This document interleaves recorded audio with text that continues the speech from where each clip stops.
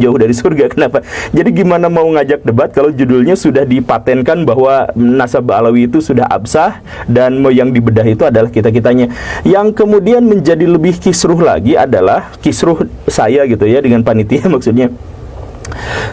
Ketika saya sangat curiga dan saya mudah benar-benar malas kalau misalkan judulnya seperti ini, kemudian saya nanya kepada panitia, ini saya minta rundown-nya.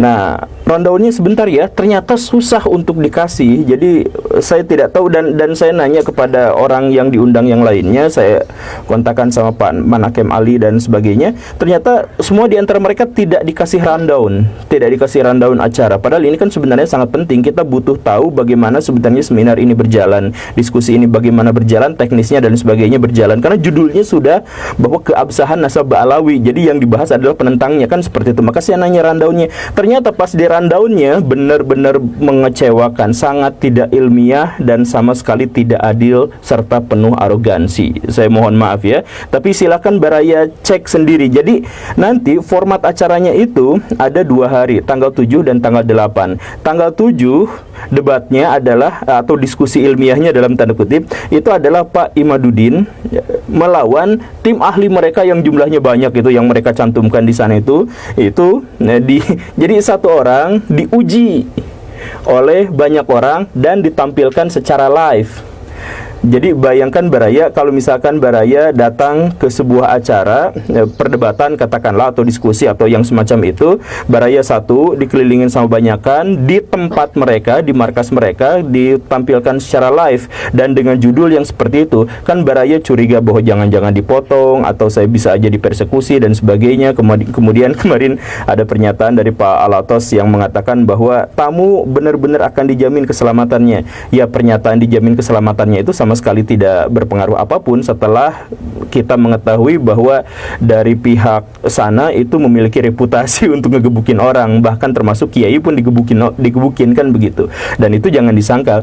Ya, pihak dari Robitoh mengatakan bahwa itu bukan sesuatu yang kami inginkan. Ya, tentu saja tidak ada sesuatu yang diinginkan, cuman reputasinya sudah seperti itu. Jadi maksudnya benar-benar sangat diintimidasi ketika ada orang yang datang ke sana, kemudian satu orang presentasi diuji sama banyak yang menentangnya, kemudian disiarkan dan itu ada di markas orang-orang yang memiliki reputasi yang kurang baik dalam hal ngegebukin orang gitu.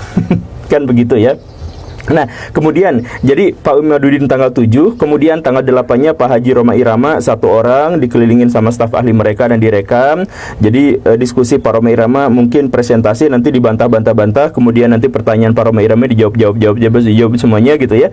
Kemudian giliran saya, kemudian giliran Pak Manakem Ali dan sebagainya. Jadi maksudnya apa? Jadi maksudnya dengan format yang seperti ini tentu saja nanti di tangkapan layar itu yang menang debat itu pasti dari kelompok mereka, dari kelompok Robitoh Alawiyah. Jadi ini sama sekali tidak ilmiah. Kan kalau misalkan mau ilmiah ya di tempat terbuka, di tempat yang adil, disaksikan oleh orang-orang yang kredibel dan akademik gitu ya. Kemudian berapa orang versus berapa orang ya itu kan bisa. Nah, ini mah enggak. Satu orang diadili, dihakimi, disidang sama beberapa orang dan seterusnya dan seterusnya. Nah, saya justru malah merekomendasikan, nah ini penting ya, jangan anggap bahwa saya dan teman-teman itu kabur, bukan. Justru saya mencium indikasi bahwa Robitoh Alawiyah itu malah menghindar. Karena apa? Tanggal 10 bulan September itu ada debat publik di UIN Semarang kait dengan nasab Kiai Imaduddin versus Rumail Abbas dan ada Pak Qurtubi di situ. Nah, jadi sebenarnya sudah ada debat terbukanya, debat ilmiahnya di kalangan akademik, kan UIN itu universitas ya. Itu sudah ada tanggal 10 September. Nah, tapi dengar-dengar dari panitia, saya nggak bisa mengkonfirmasi ya, tapi dengar-dengar panitia dari sepihak itu mengatakan bahwa Pak Rumail Abbasnya tidak bersedia hadir. Jadi dan menggantikan dengan siapa gitu, panitia kemarin kebingungan siapa gitu ya lawannya Pak Imaduddin gitu. Nah, ternyata jadi debat terbuka itu dihindari, sedangkan yang tanggal 8 mereka kemudian melaksanakan acaranya. Oke, coba kalian bisa menangkap gak para muhibbin alur pikiran Guru Gembul? Rasional kan? Iyalah rasional.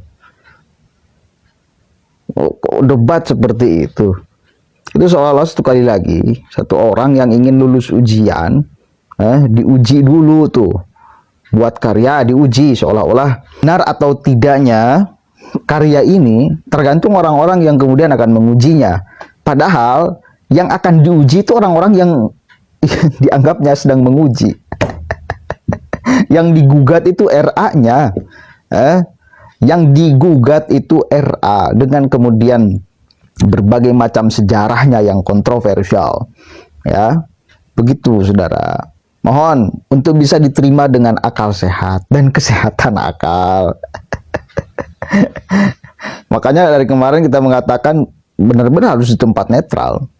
Mereka sudah punya reputasi menggebuki orang kok. Mau bagaimana kita percaya? Wajar loh. Orang kemudian katakan ada rasa takut. Wajar. Karena reputasinya memang jelek. Reputasinya mempersekusi. Reputasinya ngomong di atas panggung bahkan bisa matiin. Siapkan golok, asah, parang. Kan itu ya. Lihat Bahar Smith yang pernah otak di mana otak? Itu reputasi itu. Kita akan menjamin ya, ente bisa ngomong menjamin reputasinya jelek gimana coba mau percaya. Gitu loh maksudnya. Dan apa yang disampaikan oleh Guru Gembul itu rasional. Dan ini saya kira saya pas di awal itu ngomong ini penghakiman nih kayaknya, bukan debat secara adil tuh. Ini kayaknya intimidasi di gedung RA. Masuk satu orang, Kiai Imad masuk diuji oleh beberapa orang. Guru Gembul masuk diuji oleh beberapa orang. Justru yang mengujinya itu yang kemudian harus diuji oleh Kiai Imad. Yang mengujinya RA-nya ini harus diuji oleh Guru Gembul. Bisa kayak gitu loh. Diuji oleh Prof. Manaj Ali. Datanya kemudian mana nih RA? Tanggung jawabkan, mana coba catatan sejarahnya dan lain sebagainya. Diuji, diverifikasi. Begitu. Jadi pikirannya bukan sedang kemudian mengabsahkan penelitian Kiai Imad. Seolah-olah kan formatnya ingin mengabsahkan tulisan Kiai Imad. Ini kalau benar ya wis kita tetapkan benar, kalau salah ya wis kita tetapkan salah. Kan kurang ajar. Justru yang kemudian digugat, dipersoalkan itu adalah keabsahan mereka, bukan keabsahan tulisan ini.